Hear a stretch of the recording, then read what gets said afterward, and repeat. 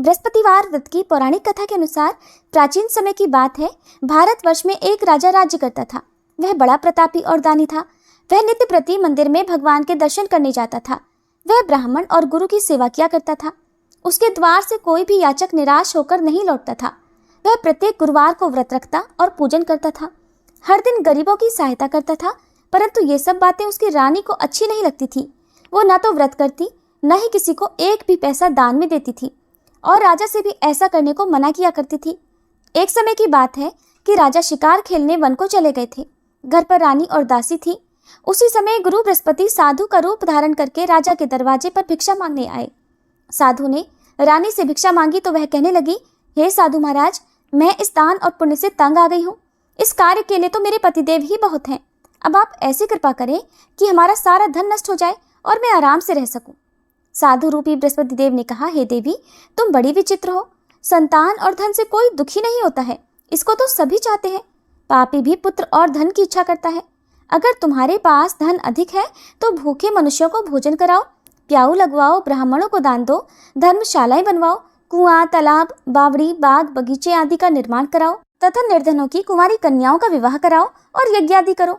इस प्रकार के कर्मों से आपके कुल का और आपका नाम परलोक में सार्थक होगा और स्वर्ग की प्राप्ति होगी। किंतु रानी साधु की इन बातों से खुश नहीं हुई। उसने कहा, हे साधु महाराज, मुझे ऐसे धन की बिल्कुल आवश्यकता नहीं जिसको मैं अन्य लोगों को दान दूं या जिसको रखने और संभालने में ही मेरा सारा समय नष्ट हो जाए। तब साधु ने कहा, हे देवी, अगर तुम्हारी ऐसी ही इच्छा है तो जैसा मैं तुम्हें बताता हूँ तुम वैसा ही करना। बृहस्पतिवार के दिन घर को गोबर से लीपना, अपने केशों को पीली मिट्टी से धोना, राजा से कहना वह दाढ़ी कटवाए, भोजन में मांस मदिरा खाना, कपड़ा धोबी के यहाँ धुलने देना।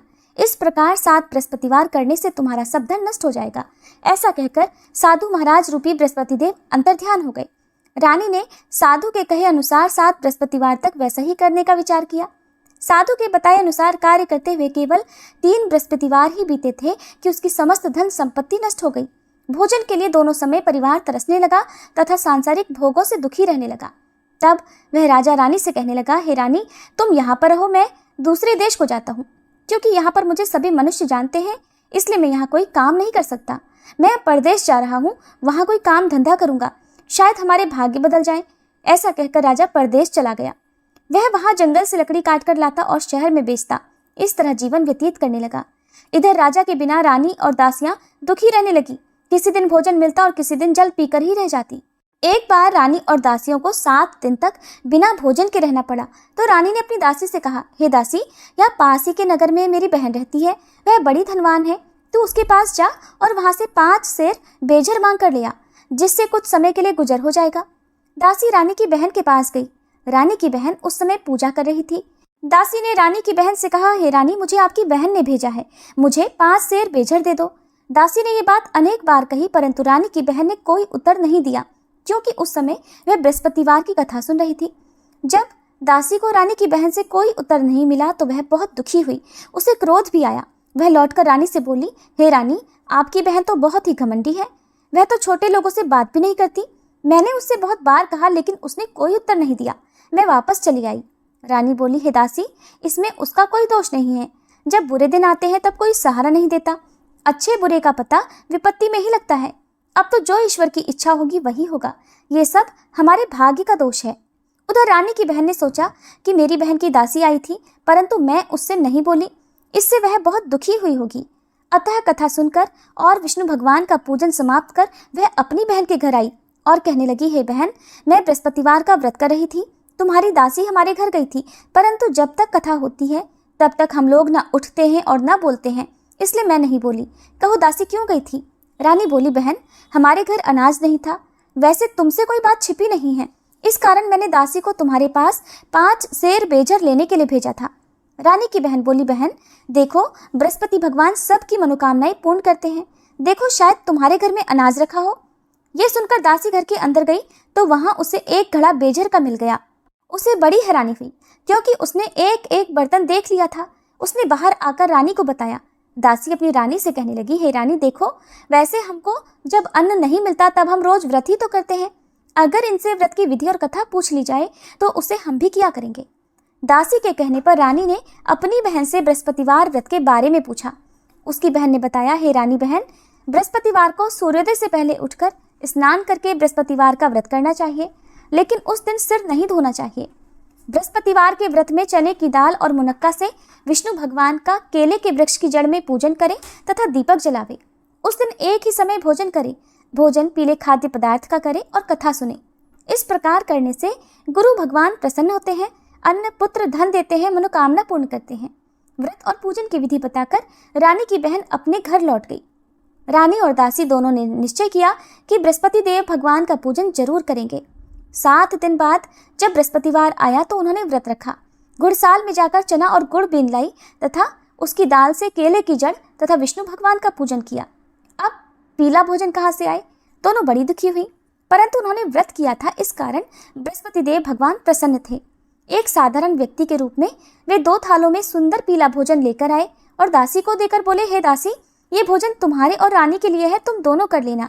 दासी भोजन पाकर बहुत प्रसन्न हुई और रानी से बोली, रानी जी भोजन कर लो। रानी को भोजन आने के बारे में कुछ नहीं पता था, इसलिए वह दासी से बोली, जा तू ही भोजन कर, क्यों तू व्यर्थ में हमारी हंसी उड़ाती है। तब दासी बोली, रानी, एक व्यक्ति भोजन दे गया है। तब रानी कहने लगी, वो भोजन तेरे लिए ही देकर गया है, तू ही भोजन कर।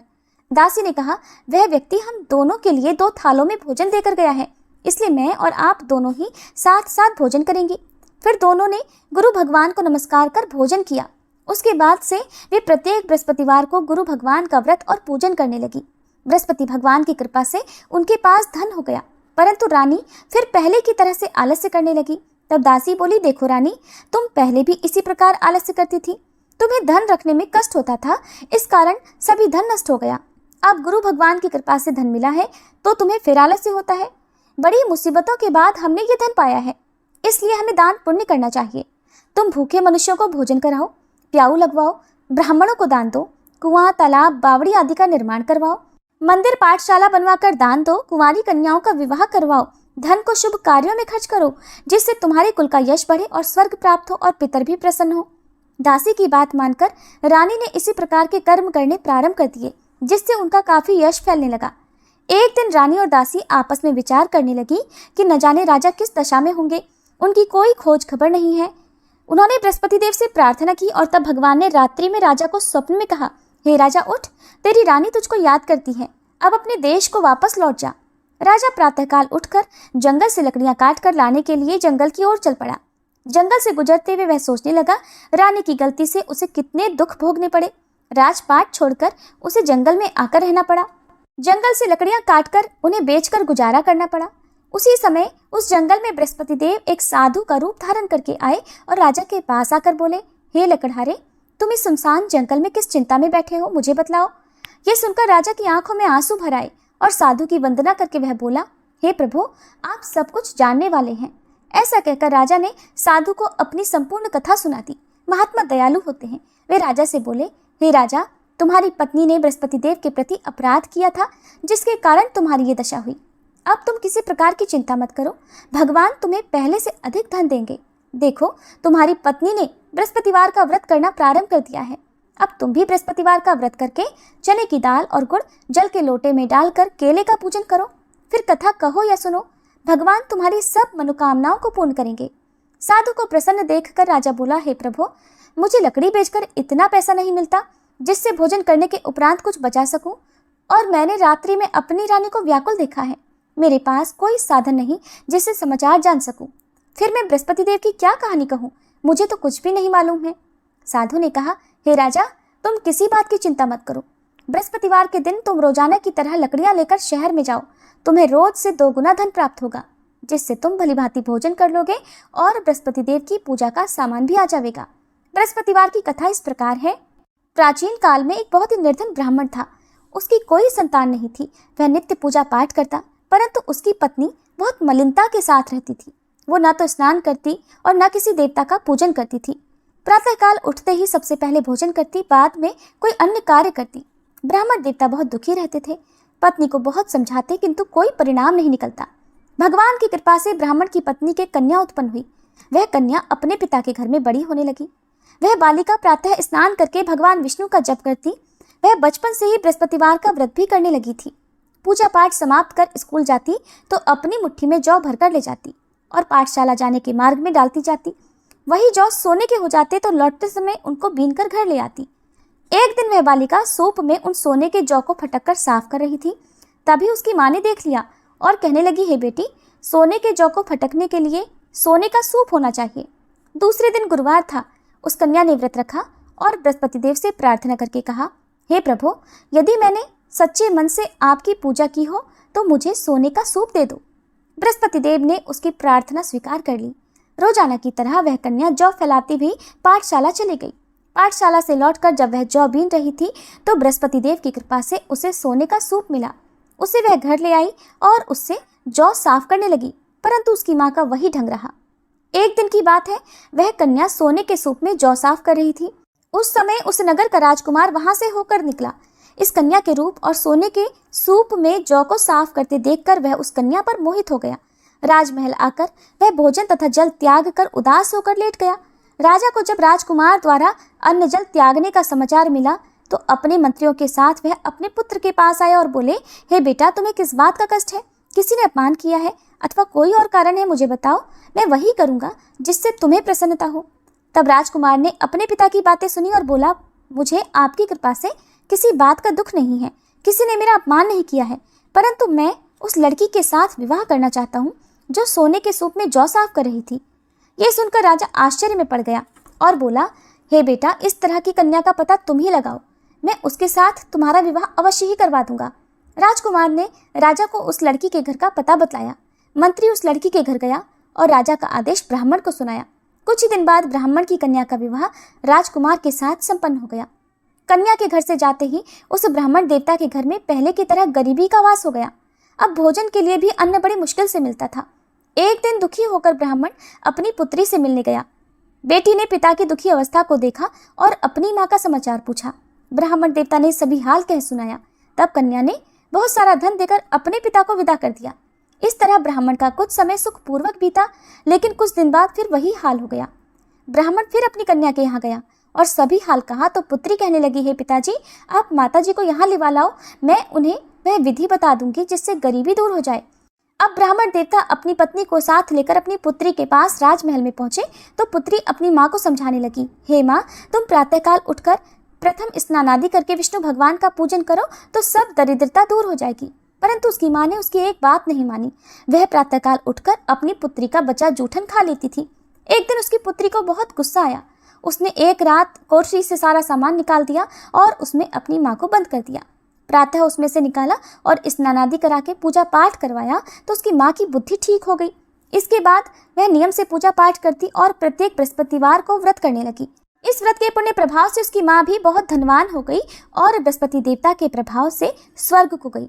वह ब्राह्मण भी सुखपूर्वक इस लोक का सुख भोग कर स्वर्ग को प्राप्त हुए। इस तरह कहानी कहकर साधु महाराज वहां से लोप हो गए।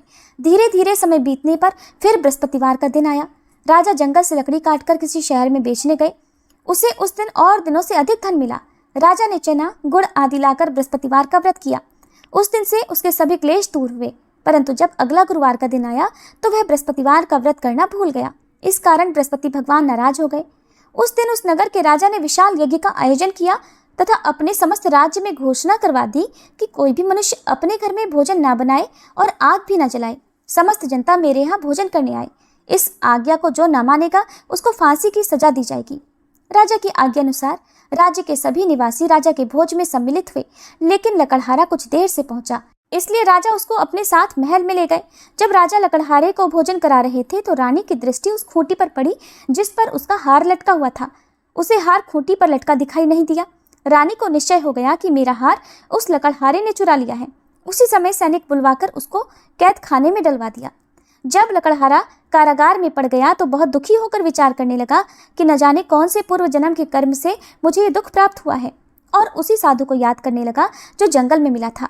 तत्काल बृहस्पति देव साधु के रूप में प्रकट हो गए और उसकी दशा को देखकर कहने लगे, अरे मूर्ख, तूने बृहस्पति देवता की कथा नहीं की, इस कारण तुझे दुख प्राप्त हुआ है। अब चिंता मत कर, बृहस्पतिवार के दिन कारागार के दरवाजे पर 4 पैसे पड़े मिलेंगे, उनसे तू बृहस्पति देव की पूजा करना तो तेरे सभी कष्ट दूर हो जाएंगे। अगले बृहस्पतिवार उसे कारागार के द्वार पर 4 पैसे पड़े मिले। राजा ने पूजा का सामान मंगवाकर कथा कही और प्रसाद बांटा।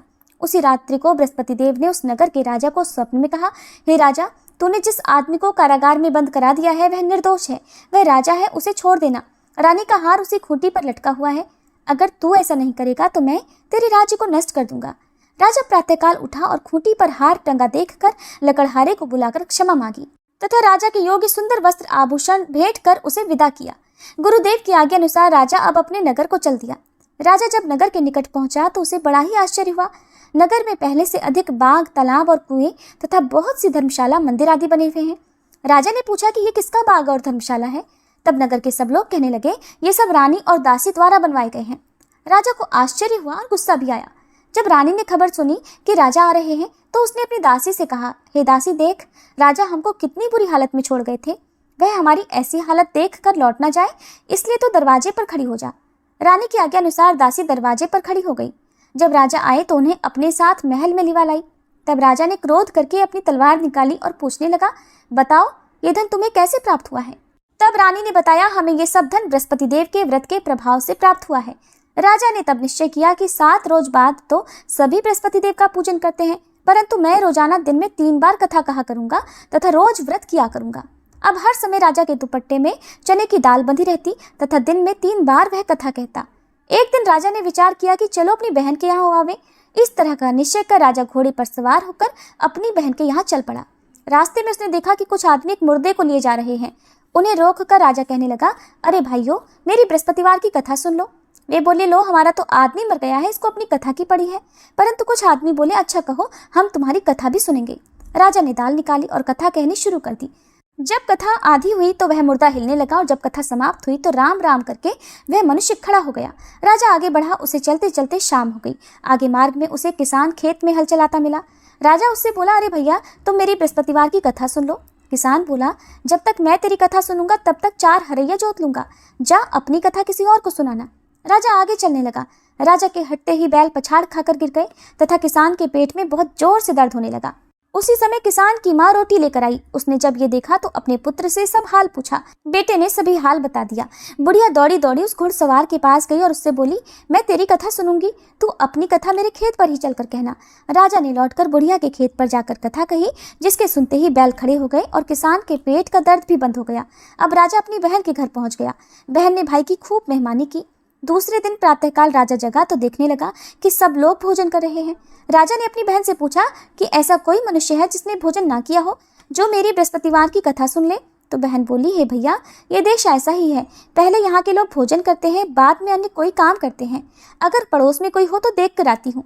ऐसा कहकर बहन देखने चली, परंतु उसे कोई भी ऐसा व्यक्ति नहीं मिला जिसने भोजन नहीं किया हो। फिर वह एक कुम्हार के घर गई जिसका लड़का बीमार था। उसे पता चला कि उसके यहाँ 3 दिन से किसी ने भोजन नहीं किया है। रानी ने अपने भाई की कथा सुनने के लिए कुम्हार से कहा तो वह तैयार हो गया। तब राजा ने जाकर बृहस्पतिवार की कथा कही, जिसको सुनकर उसका लड़का ठीक हो गया। अब तो राजा की प्रशंसा होने लगी। एक दिन राजा ने अपनी बहन से कहा, हे बहन, अब मैं अपने घर जाऊंगा, तुम भी तैयार हो जाओ। राजा की बहन ने अपनी सास से अपने भाई के साथ जाने की आज्ञा मांगी तो सास बोली, चली जा, परंतु अपने लड़कों को मत ले जाना, क्योंकि तेरे भाई की कोई संतान नहीं होती है। बहन ने अपने भाई से कहा, हे भैया, मैं तो चलूंगी, परंतु कोई बालक नहीं जाएगा। राजा ने कहा, जब कोई बालक नहीं चलेगा तब तुम भी जाकर क्या करोगी। फिर दुखी मन से राजा अपने नगर को लौट आया। राजा ने अपनी रानी से कहा, हम निसंतान हैं, इसलिए हमारे घर आना कोई पसंद नहीं करता, हम निर्वंशी राजा हैं। ऐसा कहकर वह बिना भोजन आदि किए शैया पर लेट गया। रानी बोली, हे प्रभु, बृहस्पति देव ने हमें सब कुछ दिया है, वे हमें संतान भी अवश्य देंगे। उसी रात बृहस्पति देव ने राजा को स्वप्न में कहा, हे राजा, उठ, सभी सोच त्याग दे, तेरी रानी गर्भ से है। राजा को यह जानकर बड़ी प्रसन्नता हुई। 9वें महीने रानी के गर्भ से एक सुंदर पुत्र पैदा हुआ। जब राजा की बहन ने यह शुभ समाचार सुना तो वह बहुत खुश हुई तथा बधाई लेकर अपने भाई के यहाँ आई। तभी रानी ने कहा, घोड़ा चढ़कर तो नहीं आई, गधा चढ़ी आई। राजा की बहन बोली, भाई, मैं इस प्रकार न कहती तो तुम्हें संतान कैसे मिलती। बृहस्पति देव ऐसे ही हैं, जिसके मन में जो कामनाएं रहती है सभी को पूर्ण करते हैं। जो सद्भावना पूर्वक बृहस्पतिवार का व्रत करता है और कथा पढ़ता है अथवा सुनता है, दूसरों को सुनाता है, बृहस्पति देव उसकी सभी मनोकामनाएं पूर्ण करते हैं। बृहस्पति देव उनकी सदैव रक्षा करते हैं। जो संसार में सद्भावना और सच्चे मन से बृहस्पति देव का पूजन करते हैं, उनकी सभी मनोकामनाएं उसी प्रकार पूर्ण होती हैं जैसे रानी और राजा ने बृहस्पति देव की कथा का गुणगान किया, उनकी सभी इच्छाएं बृहस्पति देव ने पूर्ण की। मनुष्य को हृदय से उनका मनन करते हुए जयकार करनी चाहिए। प्रेम से बोलिए, बृहस्पति देवता की जय।